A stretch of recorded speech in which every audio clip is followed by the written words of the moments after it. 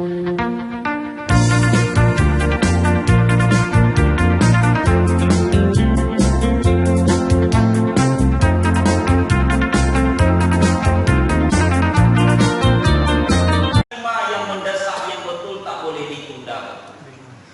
pertama adalah memuliakan tamu.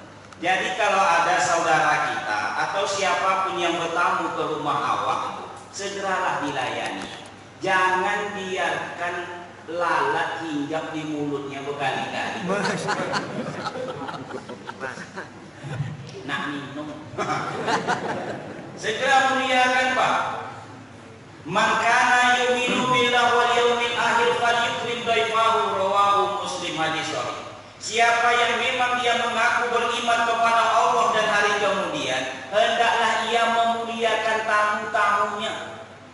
Muliakan.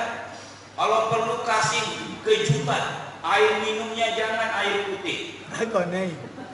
Dia yo ya. Ikuti yo. Konei. Ibaratkan lalai. Itu kalau musuh dulu itu Ustaz mana terakhir. Muliakan tamu, jangan tersinggung begitu. Tak boleh ditunda-tunda. Yang kedua, yaitu membayar hutang. Sebenarnya Allah itu Maha Penyayang. Diizinkannya awak berhutang, diberinya kemampuan untuk membayar. Cuman kadang-kadang pas Allah memberikan kesempatan kemampuan untuk membayar hutang, nafsu awak mengalahkan kewajiban. Bahkan ada yang berniat tak membayar hutang. Akibatnya orang yang berniat tidak membayar hutangnya, kata Rasul, padahal ia sudah diberi kemampuan oleh Allah, tapi tak mau ia membayar. Besok di hadapan Allah akan tampil dengan membawa sebuah bendera yang bisa ditengok oleh siapapun. Seorang pencuri. Jadi kalau ibu punya hutang, bayar aja. Takkan ku bayar Pak Ustaz, masalahnya yang melancang lagi ya Bu. Itu urusan lain. Yang penting bayar hutang tersebut. Dua. Yang ketiga, menyelenggarakan jenazah. Rasul menyuruh kita cepat selenggarakan jenazah saudara. Kalau dia orang soleh, awak membantunya untuk cepat mendapatkan kenikmatan. Kalau dia orang salah, orang preman, engkau sudah melepaskan beban fitnah dari pundakmu. Kedua-duanya baik. Nak orang soleh, nak orang salah, orang beriman atau preman, cepatkan penyelenggaraan jenazah. Jangan ditunda-tunda. Yang keempat, wabil khusus bapak dan ibu yang punya anak gadis, segera menikahkan anak perempuan kalau sudah cukup usianya dan sampai batas waktu. Tidak usah terlalu dipilih-pilih, Pak. Nanti seperti memilih tebu terpilih buku. Rugi ya, Pak. Kalau datang seorang laki-laki melamar anakmu, kata Rasul, yang menurutmu baik masalah agamanya, elok akhlaknya, segeralah nikah. Kalau tidak akan muncul fitnah yang sangat besar. Awak standar awak kadang-kadang pekerjaan. Jangan burung tuangnya. Ngapo? Mau nyolah dilamar si bujang tu. Di mananya kerojo? Di bank. Burung tuangnya. Tapi calon menantu kerojo di bank. 3 bulan sampai itu bongkar rahasia di bank. Di bangunan. Di bank. Saya tak menghina orang kerja di bangunan. Waktu mahasiswa saya kerja bangunan. Jadi kalau cuma sekadar membuat lantai 2, besi, cakar ayam segala macam, hafal saya. Iya. Nah, ibuku puka-puka. Jadi gimana kalau Jona di bank? Oh, di bank. Nah, bodoh. Materi itu juga. Di bank. 4. Yang kelima, ini yang kita bicara, yaitu jangan menunda. Yang kelima, segeralah bertobat. Tapi dari 5 perkara ini, yang nomor 5 Kalau yang 4 macam ini Bapak Ibu masih bisa diwakili oleh orang lain. Memuliakan tamu masih bisa yang lain memuliakannya. Disuruh anak, disuruh anggota keluarga, membayar hutang masih bisa ahli waris. Tapi kalau yang namanya tobat tak bisa. Harus yang bersangkutan. Maka dalam pertemuan kita kali ini kita akan membicarakan perkara yang sangat penting. Berdasarkan surat At-Tahrim, surat yang ke-66, ayat yang ke-8, Allah berfirman, A'udzubillahi minasyaitonirrajim. Ya ayyuhallazina amanu tubu ilallahi taubatan nasuha. Duhai orang-orang beriman, kata Allah, bertobatlah kalian kepada Allah dengan sebenar-benarnya tobat. Panggilan ini ditujukan Allah kepada orang yang beriman. Panggilan tobat ini Bapak Ibu ditujukan Allah kepada orang yang beriman. Kalau awak merasa beriman, awak akan merasa terpanggil melakukan seruan ini. Sebab ada sebahagian manusia beriman ini, kalau dibilang disebut masalah tobat, itu kayaknya ditujukan kepada orang yang berdosa. Allah tak panggil orang, wahai orang-orang yang berdosa. Tidak. Karena ada manusia ini yang merasa dirinya tak berdosa, termasuk saya. Mentang-mentang awak disebut al-mukarram, al-ustad yang mulia, kayaknya tak berdosa, sehingga panggilan ini tak sampai kepada awak. Ini panggilan taubat hanya untuk orang berdosa, padahal Allah tak panggil orang berdosa. Allah panggil orang beriman. Nak laki-laki, nak perempuan, nak tua, nak muda, nak miskin, nak kaya, dimanapun dia berada, di desa, di kota, di lembah, di gunung, di sungai, di ngarai, kalau dia mengaku orang beriman, merasa beriman, dia harus memenuhi panggilan ini. Dan panggilan ini, kata ulama, fardu ain. Jangan disebut tobat itu fardu kifayah. Kenapa kau tidak ikut bertobat? Sudah lain kewakilannya. Mengembang-embang seperti itu. Fardu ain. Wahai orang-orang beriman, tubu ilallah. Panggilan Allah. Rasul, ya ayuhan nas, wahai manusia, tubu ilallah wastaghfirhu. Bertobatlah kalian kepada Allah dan selalulah memohon ampunan kepadanya. Tobat merupakan kebiasaan manusia pertama sejak Adam alaihi salam sampai Nabi Muhammad sallallahu alaihi wasallam. Bahkan amalan pertama yang dilakukan Adam itu adalah tobat. Amalan pertama yang diterima tersebut adalah amalan tobat. Fatalaqa Adamu min rabbihi kalimatin fataba alaihi innahu huwat tawwabur rahim. Nabi Nuh pernah melakukan kesalahan lalu bertobat. Ibrahim melakukan kesalahan lalu bertobat. Musa menempeleng orang sampai mati. Bukan karena bertubi-tubi, sekali tempeleng sebelah kiri. Dah, jangan berkelahi kata Musa. Yang satu mau, yang satu melawan. Ampun Musa. Tempeleng apa Musa?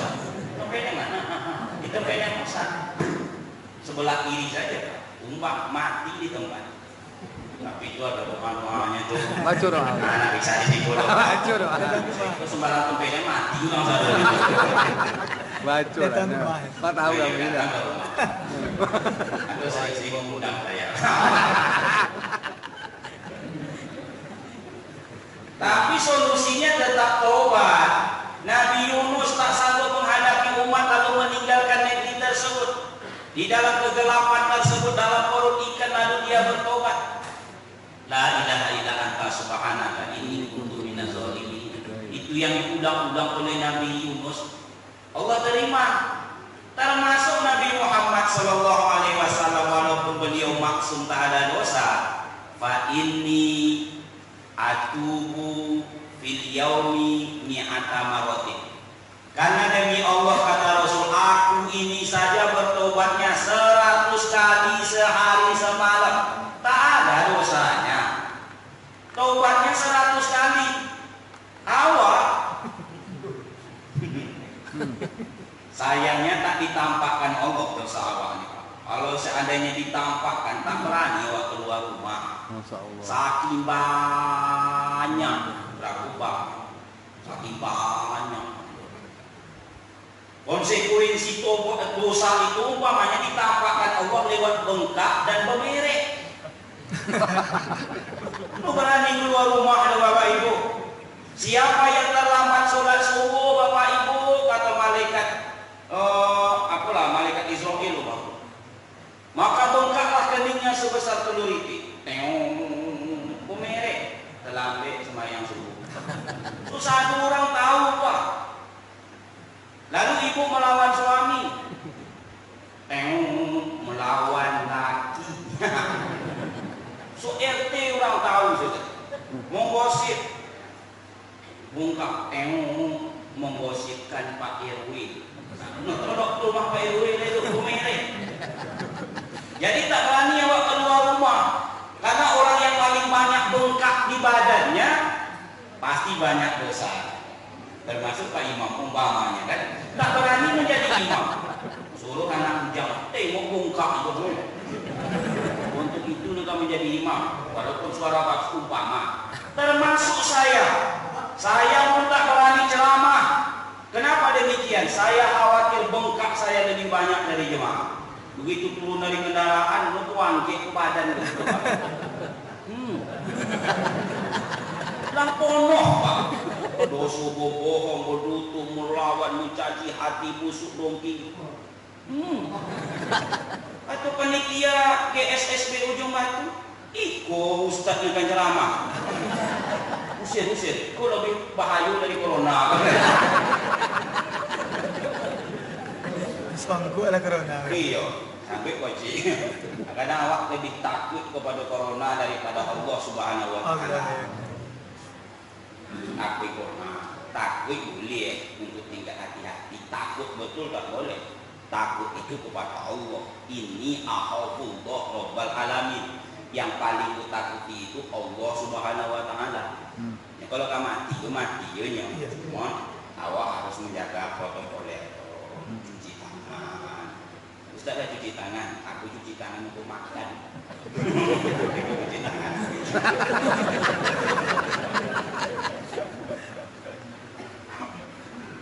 Kaum muslimin yang berbahagia, Allah suruh kita untuk bertobat.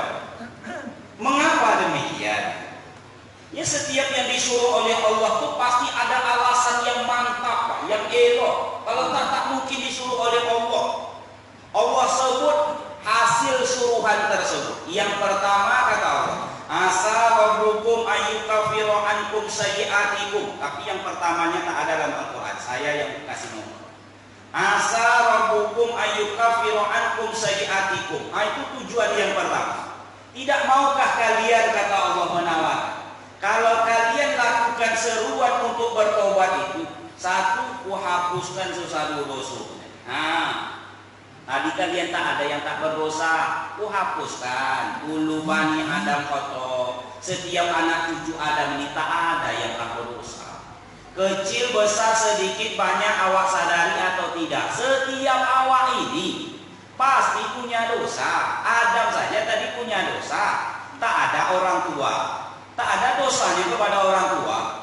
Jadi Adam itu jangan dicari sejarah Adam melawan orang tua, kan ada. Atau sejarah berbaktinya Nabi Adam kepada orang tuanya. Itu kan lucu sampai mati, Pak. Karena Adam manusia pertama. Kesalahan Adam kepada tetangga, Adam tak punya tetangga. Kurangnya kepatuhan Adam kepada pimpinan, siapa yang menjadi bupati dalam Serobot? Itu masalah politik, Pak. Tak ada penganiayaan Adam terhadap bawahan. Adam tak punya bawahan.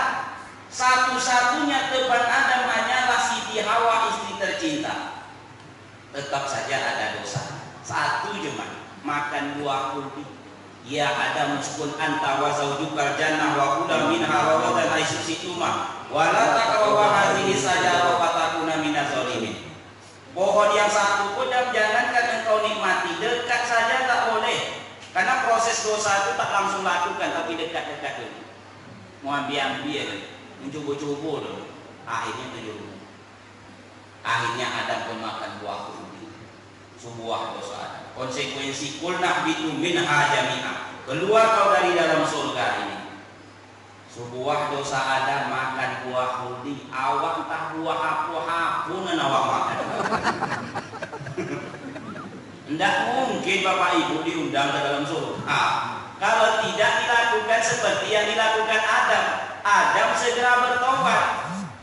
Bapak Ibu rahimakumullah yang berbahagia, lalu awak pun disuruh bertobat. Satu, asa rabbukum ayyukaffira ankum sayyi'atikum wa hapuskan dosa-dosa kalian. Tak inginkah kalian yang disebut oleh Allah, qad aflaha man zakkaha wa qad khaba man dasaha. Beruntunglah orang yang membersihkan dirinya, merugilah orang yang membiarkannya kotor. Bukankah tak kala dosa diampuni, kesalahan dimaafkan, dia tidak akan diazab? Baik azab kubur, azab masa, konotah lagi azab neraka. Jadi Bapak Ibu yang berbahagia, azab kubur itu ada, azab kubur itu nyata. Makanya Rasul mengatakan pelihara diri kalian dari azab kubur. Itu Rasul nyuruh taubat itu. Sebab untuk memelihara diri dari azab itu tak ada solusi kecuali taubat, kecuali minta maaf, minta ampun. Tidak ada solusi yang lain ya Pak. Kalau ada boleh nggak cari pintu-pintu yang lain, kecuali bertobat, pelihara diri kalian dari azab kubur sampai 3 kali. Bukankah Rasul mengatakan orang yang di dalam kuburan ini sedang diazab oleh Allah? 2 kuburan. 1, dia diazab oleh Allah bukan karena dosa besar, hanya karena dosa kecil. Yang 1, dia azab karena tidak bersih buang air kecil. Urusan pribadi kok Pak. Tak pernah awak membawa orang lain untuk kerjasama dalam proyek itu. Nah, urusan pribadi. Tapi keberosuku kalau itu sempurna awak memerosinya berosu.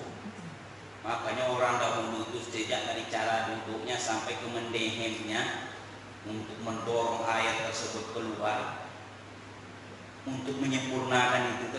Apalagi awak makin tua, kelip makin lemah.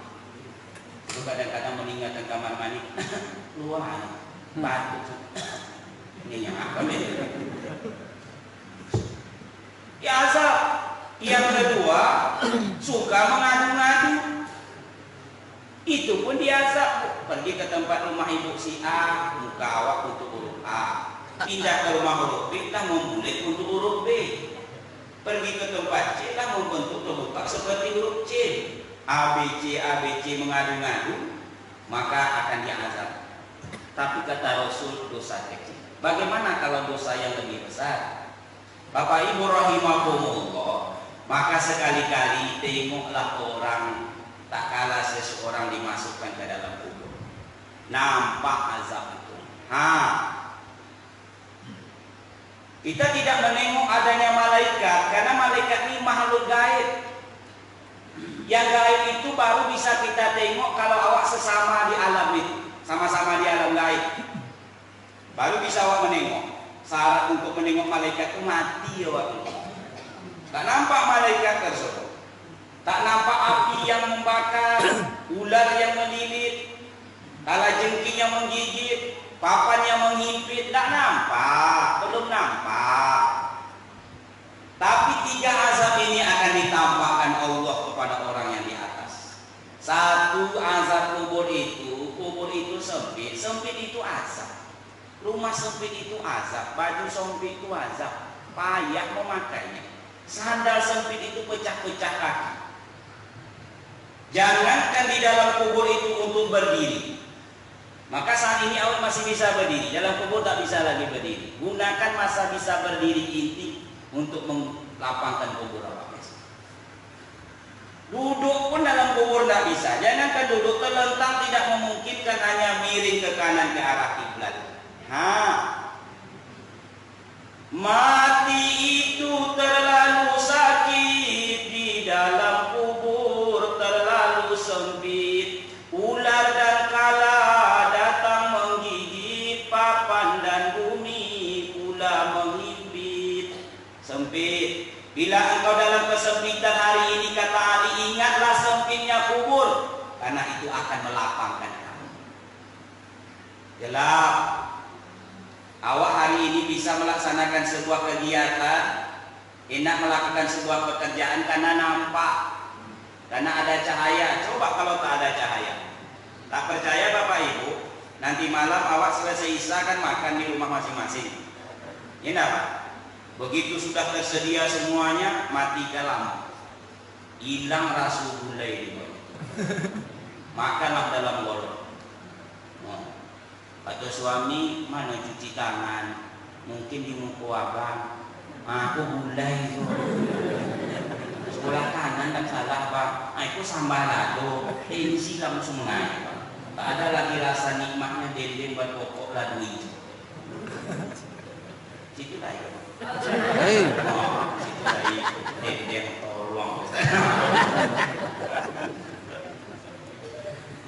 Dalam kubur tak ada cahaya. Maka hari ini kalau awak dianugerahkan cahaya, ingatlah ada masanya cahaya tidak ada. Gelap. Sendirian. Hari ini Bapak Ibu yang menyebabkan awak berbahagia gembira, salah satunya karena awak berusaha menggembirakan orang dan membahagiakan orang. Seseorang yang berniat membahagiakan orang, terlebih dahulu kebahagiaan akan dititipkan Allah di hatinya. Baru berniat. Cuman harus ada orang. Awak bahagia karena ada orang. Sholat berjamaah karena ada orang di belakang awak. Paling kurang di samping sebelah kanan awak sudah. Bahkan awak bisa tersenyum pun karena ada orang. Senyum seorang. Bisa bolak kurang loh Bapak Ibu.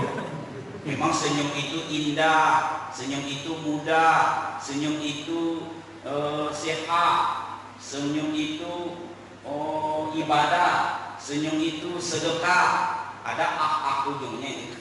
Nah, tapi jangan salah, harus ada orang. Jangan senyum surat. Kenapa yang istri? Kenapa kanannya? Gilo. Tapi dalam kubur itu sendirian. Yang terdengar itu cuma suara jeritan. Ayamnya lewat dekat kubur itu dengar, kucingnya lewat dekat kubur itu dengar, dia orang yang azab. Awak enggak. Suara rintihan,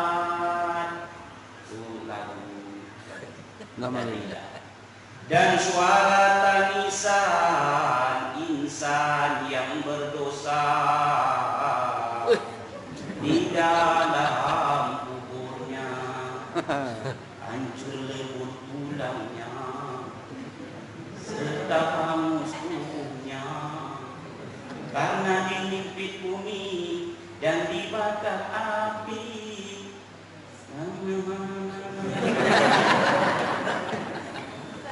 Ya lagu dalam rangka mengingatkan awak gitu Bapak Ibu. Kaum muslimin yang berbahagia, baru azab kubur di negeri Mesir dalam kisah-kisah nyata, meninggal seorang anak muda lalu dikuburkan di sebuah tempat yang kosong. Ternyata tanah ini perkara. Kubur ini harus dipindahkan, lalu dibongkar. Apa yang terjadi?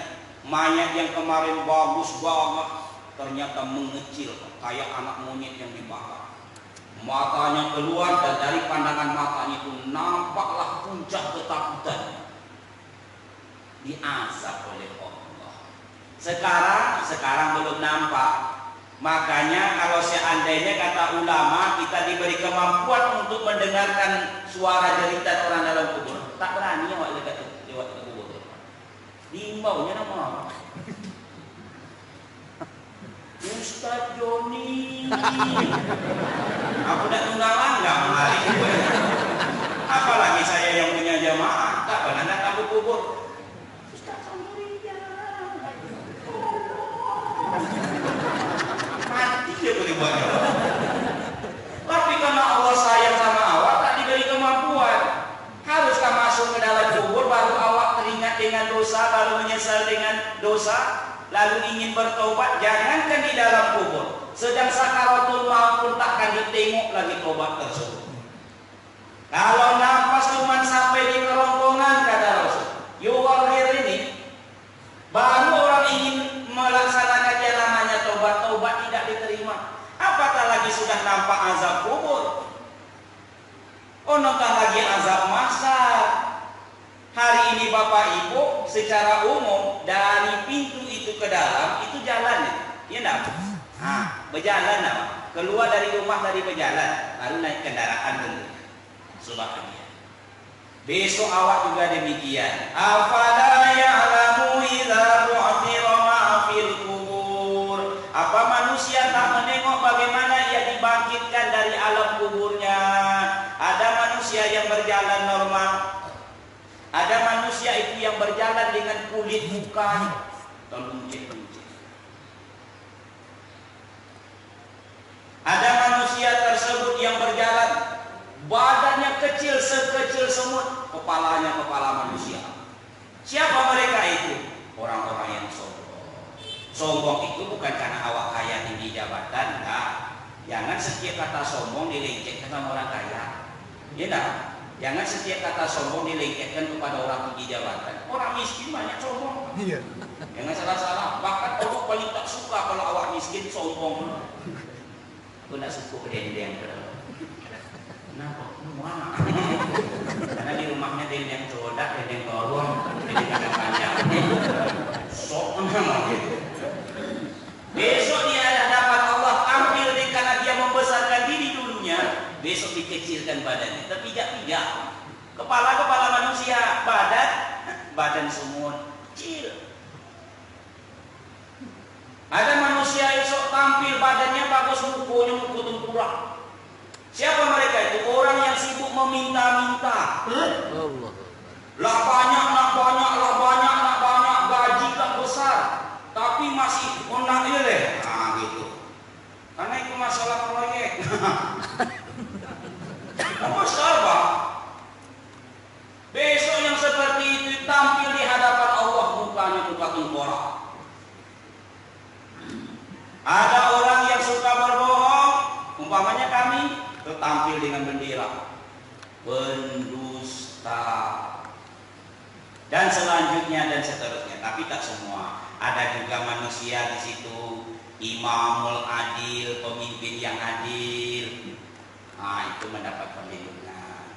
Pemuda yang rajin beribadah, ini anak muda mendapat perlindungan. Orang yang mengingat Allah dalam kesunyian lalu berlinang air matanya mendapat perlindungan. Orang yang berkasih sayang karena Allah, berjumpa karena Allah, berpisah karena Allah dapat perlindungan. Orang yang diganggu oleh perempuan cantik, itu paling kuret. Aku sampai ke situ. Lalu dia takut kepada Allah, mendapat perlindungan. Orang yang bersedekah dengan tangan kanannya sehingga tangan kirinya tak tahu, dapat perlindungan. Tak semua. Tapi secara umum awak tampil di hadapan Allah dalam kondisi sedang diazab karena matahari terbit 1 mil di atas kepala. Ada manusia yang ditenggelamkan oleh keringat sampai ke mata kaki, sampai ke lutut, sampai ke pinggang, sampai ke bahu, bahkan menutupi separuh. Kononkan lagi azab neraka. Awak tak usah bicara tentang azab neraka, karena sepandai-pandainya seorang mubaligh menyampaikan ngerinya azab tersebut, lebih ngeri sesungguhnya. Itu masalah. Rasul nampak azab tersebut. Bagaimana dosa ini, konsekuensi azabnya ini tampak oleh Rasul. Lalu Rasul ceritakan, Rasul menyampaikan 2 kesimpulan. Yang pertama, kata Rasul, kesimpulan azab tersebut adalah orang yang selama hidup di dunia tak pernah mengalami kesengsaraan, penderitaan, kesusahan. Pokok dari kecil sampai tua mewah kehidupannya dilayani. Senang terus, sakit pun tak pernah, batuk, pilek tak pernah, sesak nafas, pokoknya senang. Lalu ia dicelupkan ke dalam neraka tersebut. Hanya 1 kali celupan.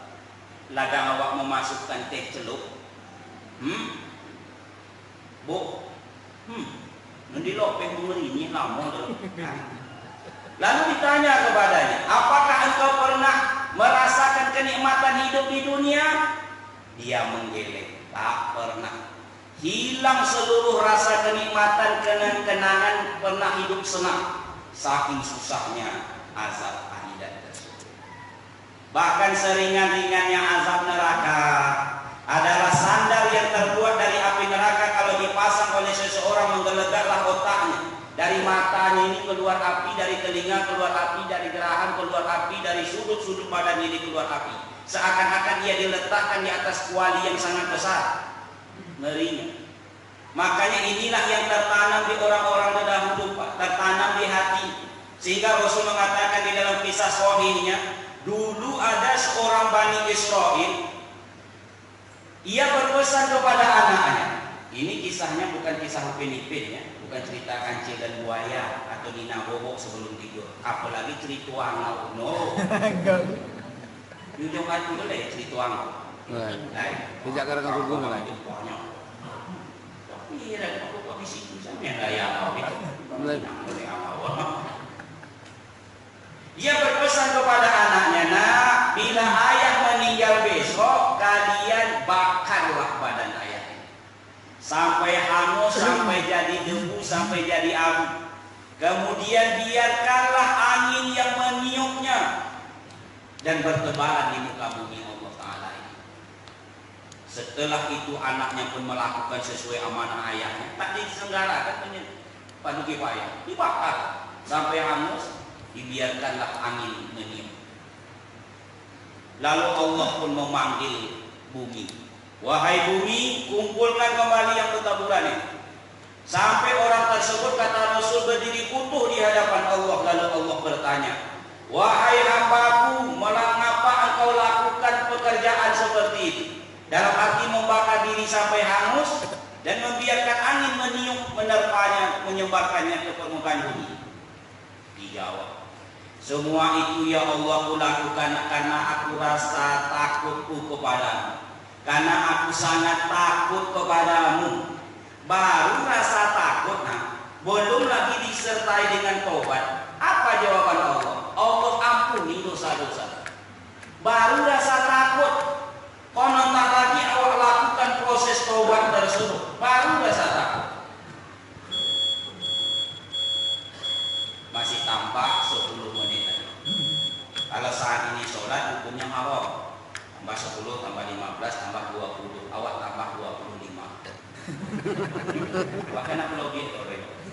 Nampaklah kecemasan di wajah apa-apa. Allah.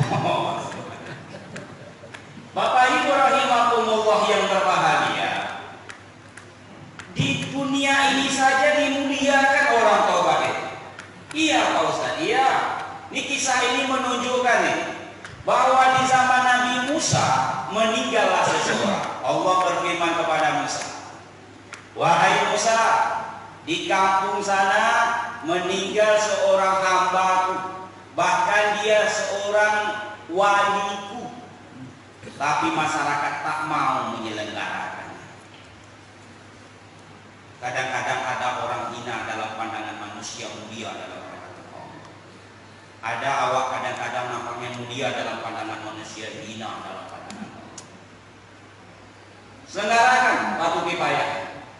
Maka pergilah Musa ke negeri yang dituju. Sampai di sana jumpalah dengan masyarakat. Lalu ditanya, "Di sana ada orang meninggal dunia, kenapa kalian tidak mau menyelenggarakan batu kipayah? Tak mau memandikannya, tak mau mengamaninya, tak mau menyolatkannya, tak mau mengamaninya." Dijawab oleh mereka, "Wahai Musa, dia itu penjahat besar. Sesatu dosa dilakukannya Musa. Mabuk, mencuri, berjudi, merampok, pezina, pokoknya dia itu mudah dosa. Tidak mau kami menyelenggarakannya." Dan dia meninggal di sudut desa dekat kotoran atau tempat pembuangan sampah. Lalu Musa pun diantar mereka ke situ, dimandikan oleh Musa, dikafani, disolatkan, lalu dikuburkan. Kemudian Musa bertanya, kenapa Allah menyuruh Musa untuk menyelenggarakan fardu kifayah? Padahal dalam pandangan manusia, orang itu penjahat besar. Dalam pengakuan penyaksian mata kasat manusia ini, dia itu seorang penjahat besar.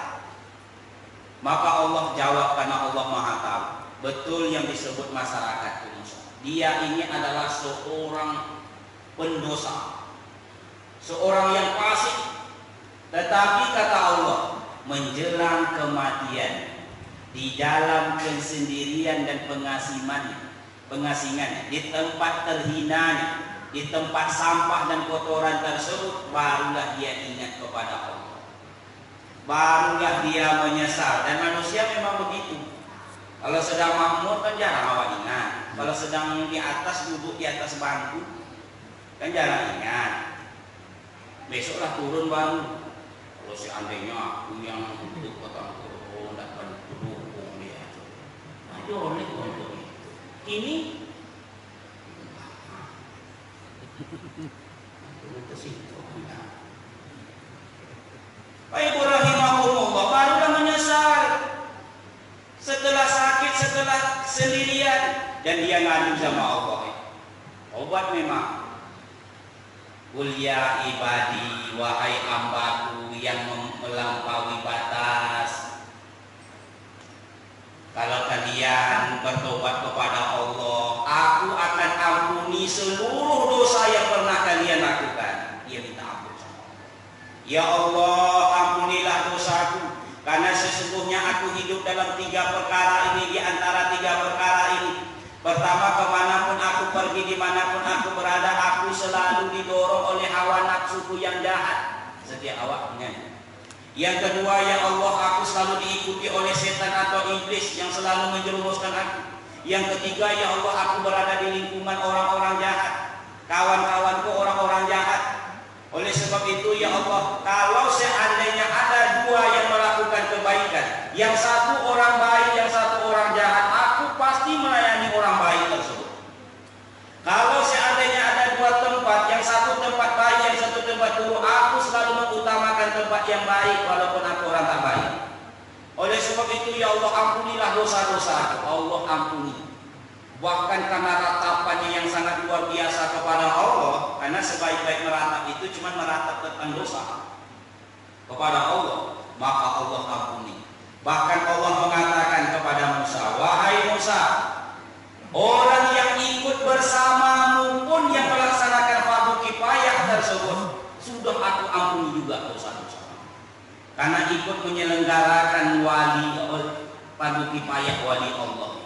Kaum muslimin yang berbahagia, begitulah sayangnya Allah, maka awak dipanggil untuk melaksanakan yang namanya taubat. Karena tak akan sanggup. Malik bin Dinar saja mimpi dilemparkan ke neraka, terbangun merah kulitnya, mengelupas kulitnya. Lalu segera bertobat. Itu baru mimpi. Bagaimana kalau kenyataan? Maka kita disunahkan seperti yang diundang-undang oleh imam tadi. Ya Allah, hindari kami dari azab neraka. Sampai 10 kali tadi tuan. Hindari kami dari azab neraka, hindari kami dari azab neraka. Kaum muslimin yang berbahagia, usahakan awak menurut pengakuan Anas bin Malik radhiyallahu anhu, doa yang jarang ditinggalkan Rasul adalah ujungnya waqina azabannar. Rabbana atina fid dunya hasanah wa fil akhirati hasanah wa qina azabannar. Padahal beliau tak akan diazab, tapi beliau sudah nampak azab. Maka untuk memunculkan perasaan ingin bertobat tersebut, tak lain tanamkan rasa takut terhadap azab. Kaum muslimin yang berbahagia, pertama. Yang kedua, wa yudkhilakum jannatin tajri min tahtihal anhar. Dan Allah berjanji kalau kamu tobat, kamu akan dimasukkan ke dalam surga. Kurang apa sayang Allah sama umat Muhammad? Nabi Adam alaihi salam berdosa, diusir dari dalam surga. Umat Nabi Muhammad berdosa, diundang ke dalam.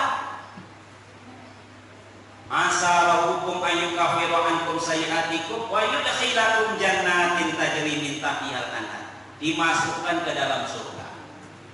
Nabi Adam minta, pertama dia diusir dari dalam surga. Yang kedua dilepaskan pakaian kebesarannya. Yang dipakainya ini tanggal hilang pak terbakar. Awak sering melakukan dosa, tak tanggal jubah dan tak tanggal kopiah, tak hilang mobil, tak terbakar rumah. Adam alaihi salam habis semua yang di badannya. Ditampakkan Allah langsung. Adam alaihi salam begitu ia melakukan dosa, maka ia disuruh keluar dari dalam surga. Awak diundang ke dalam. Coba kalau seandainya seandainya begitu awak melakukan dosa, rumah awak rubuh, kendaraan awak hangus, awak tercampak keluar rumah. Tak berani awak melakukan dosa. Adam alaihissalam melakukan dosa, dia dipisahkan dari orang yang sangat dicintai, dan itu cuma satu-satunya, Siti Hawa. Awak kalau terpisah dengan Siti Hawa, kebetulan gini awak Siti Hawa, Siti lain banyak. Payah belum mati satu kumpul 1000. Kan? Nabi Adam cuma masalahnya itu cuma satu-satunya. Itu pun dipisahkan berlama-lama sampai 40 tahun.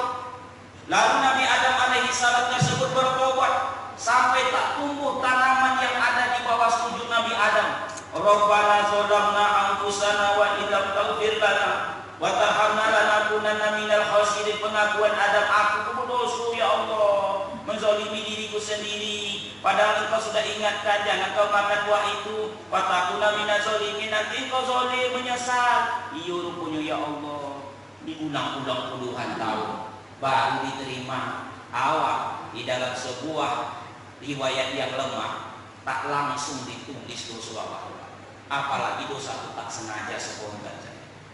Yang kanan ini lebih punya kekuasaan ketimbang yang kiri. Kalau bapak berniat melakukan kebaikan langsung ditulis dilakukan 10 kebaikan. Bismillah kata awak minum, ditulis langsung pak. Tak ada lagi. Tapi terlanjur awak berbuat dosa, tergelincir kaki awak, tersobui ompek pelompek, cari pembangun. Apakah langsung ditulis? Dalam riwayat ini walaupun ada yang mengatakan lemah, kata malaikat kanan, kiri jangan tulis dulu, karena dia lebih sedikit berkuasa. Kok jangan ditulis? Tunggu dulu, jangan-jangan tak sengaja bodoh. Dengar istighfar tak dia? Sobek ompek pelompek, aku bercari itu pak. Segera dia astagfirullahalazim, ya Allah aku itu ya Allah. Jadi ditulis. Nabi Adam alaihissalam begitu konsekuensinya puluhan tahun. Bapak Ibu rahimakumullah yang berbahagia, penting untuk memasuki surga. Sebab tempat besok cuma 2. Bila awak tak ada di dalam surga, tak payah mencarinya. Tengok dalam neraka, lumpuh jadinya. Jadi besok orang-orang yang jarang ke masjid itu, dia tengok-tengok lah. Jarangnya ke masjid, mbak mewah nunggu diundang lah mau datang, mbak kan. Kalau tak ada dalam surga, tengok dalam neraka. Dah hangus awak. Tapi Bapak Ibu, bila tak tengok saya di dalam surga, tak ada ustaz jurnalis dalam surga, umpamanya jangan dia nonton. Tak ada ustaz Mahalim dalam surga, tak ada Pak Dokter dalam surga. Iyalah ini ustaz ini dalam surga. Ustaz, banyak ustaz ini di sini. Coba tengok dalam surga yang lebih tinggi. Kalau aku suka tengok dalam neraka, takut. Tengok surga yang mana tahu kami dah di situ. Tapi mudah-mudahan wa basiril ladzina amanu wa amilus solihati anna lahum jannatin tajri min tahtihal anhar. Beritakan kabar gembira, menyenangkan, menyejukkan, melapangkan, mendamaikan, menenangkan, menyenangkan kepada siapa orang yang hari ini beriman, beramal soleh, tidak akan disia-siakan Allah. Bagi mereka Allah sudah sediakan surga yang mengalir sungai di bawahnya. Wah, dimasukkan ke dalam surga. Yang ketiga, yang terakhir, Allah menyuruh kita untuk bertobat, karena Allah jelaskan dalam surah Al-Baqarah ayat yang ke-200. Innallaha yuhibbut tawabin wa yuhibbul mutatahhirin. Allah itu cinta, senang, sayang, kasih, jatuh hati kepada siapa? Orang yang mau melaksanakan taubat. Awak dicintai manusia lain saja sudah bahagia, sudah bangga. Bagaimana kalau Allah yang mencintai seseorang tersebut? Rasa cinta Allah kepada seseorang itu mengalahkan rasa senang seseorang kehilangan sesuatu di tengah padang pasir, kata Rasul. Seseorang yang membawa kendaraan lalu dia tidur karena capek, begitu dia terbangun hilang kuda, hilang perbekalan. Lalu dia mencari kiri kanan muka belakang, kecapean, tak menemukan perbekalan. Perjalanan masih jauh, tetangga tak ada, teman tak punya. Karena terlalu capek dia kembali ke tempat tersebut. Dalam sebuah riwayat lain dia kembali tidur, riwayat lain dia kembali ke tempat tersebut. Dia menengok ternyata kudanya atau untanya sudah ada di situ. Saking senangnya dia mengatakan kepada Allah, "Ya Allah, akulah Tuhanmu, Engkaulah hambaku." Kebaliklah. Saking senangnya, "Ya Allah, oh ya Allah, alhamdulillah ya Allah, akulah Tuhanmu, Engkaulah hambaku." Katanya. Saking saya senangnya. Kata Rasul, lebih senang lagi Allah menerima taubat seseorang. Bila seseorang berniat hanya mendekatkan diri kepada Allah itu sejengkal, baru sejengkal, Allah sudah menyambutnya 2 kali jengkal, sehasta. Dan 2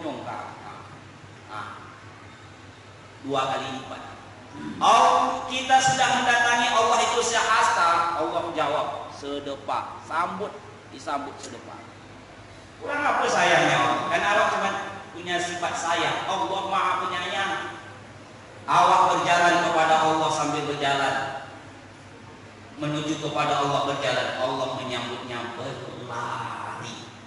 Maksudnya di sini betapa Allah sayang kepada orang yang mau bertobat.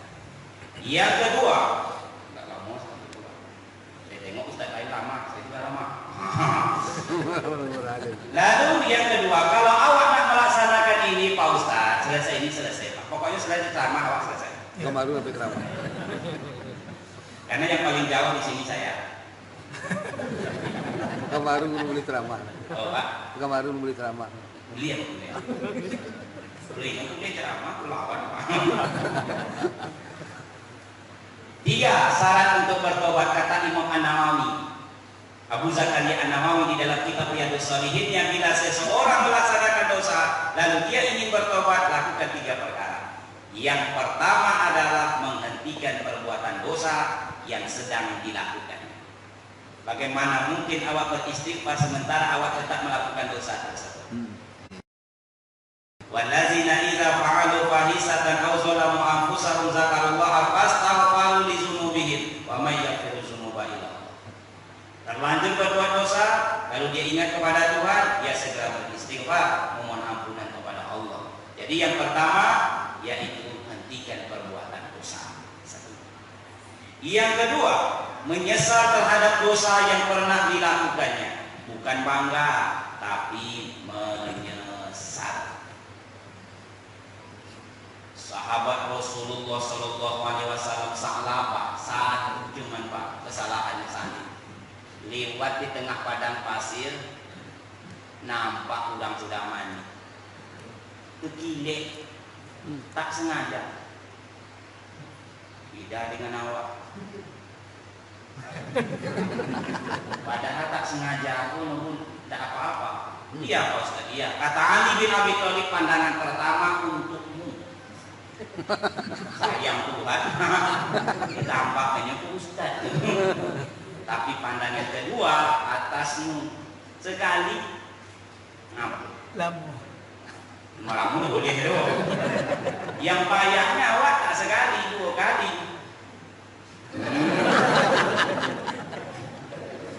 Bapak Ibu jangan lupa, khusus bapak-bapak termasuk saya ini, dosa awakku Pak paling banyak risiko matu buka Al-Quran. Makanya Allah menyuruh laki-laki beriman supaya menundukkan pandangan. Risiko. Makanya laki-laki kalau dia menangis menyesali dosanya, nanti pegangnya matu.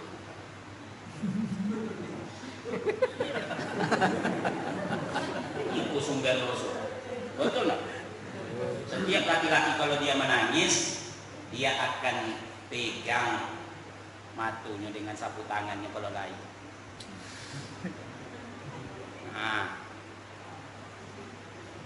perempuan yang paling banyak dosa mulut.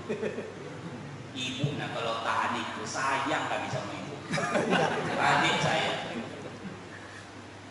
kalau engkau tertarik kepada perempuan yang di jalan, pulanglah, kata Rasul. Karena apa yang ada pada perempuan di jalan itu lain itu pada ini banget. Jawabnya beda, untuk beda bocil. Pulang. Tapi yang menyebabkan suami kurang sayang, siko.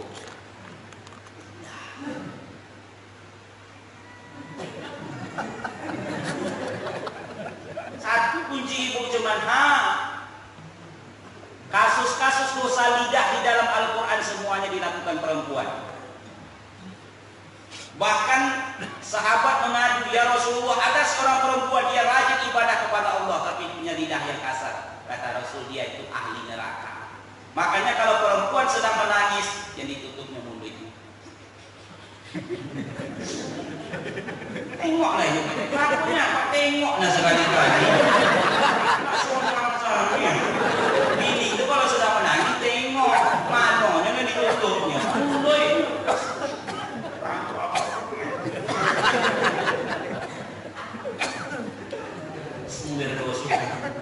Tak lapar tadi, cuma terlihat saja. Tapi apa yang terjadi? Seharusnya niatnya menjumpai Rasul, dibelokkannya jalannya menuju sebuah bukit. Berapa lama beliau meratapi dosanya, menengok ramani beliau? Ompek 10 hari. Nggak pakai makan, nggak pakai minum, ompek 10 hari. Sampai Rasul kehilangan, disuruhnya Abu Bakar menyopoi. Kalau tidak dijemput oleh sahabat besar yang luar biasa ini, bukan turunnya. Itu sebuah dosunya. Cuman menengok orang tuh tengok. Kemana? Awak sengaja mau cari. Follow ikut. Oh Tuhan. Maka wajarlah awak lakukan perkara ini. Jadi yang kedua, menyesal terhadap dosa yang pernah dilakukan, bukan bangga. Yang ketiga yang bahaya. Kata Imam Nawawi, tak kala seseorang ingin melaksanakan yang namanya tobat, tapi ini berat. Niat sungguh-sungguh untuk tidak mengulanginya lagi.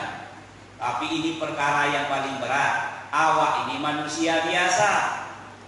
Ali bin Abi Thalib lewat di sebuah jalan, jumpa seorang anak muda yang tengah melakukan dosa, langsung ditegur, wahai anak muda, segeralah bertobat terhadap dosa. Karena Allah itu menerima tobat.